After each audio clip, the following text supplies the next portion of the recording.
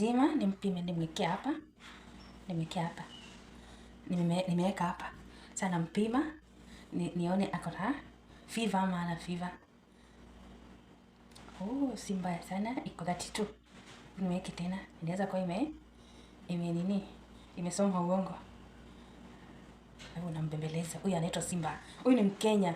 Huyu ni Mkenya. Iko 51. Halafu lazima umuinue hivi. Umrushirushe.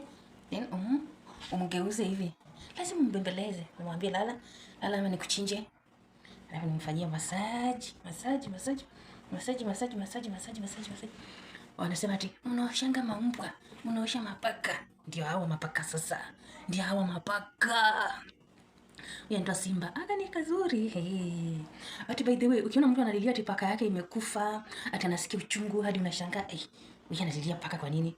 Kuna connection nyingine tu wewe na paka, unajikutanga tu umeanza kupenda paka. Hata mimi sijailelewa na paka but nimejikuta tu mimi napenda paka. So mimi napenda huyu paka sana. Kuna watatu. Kuna Sita, kuna Migraine na kuna Simba.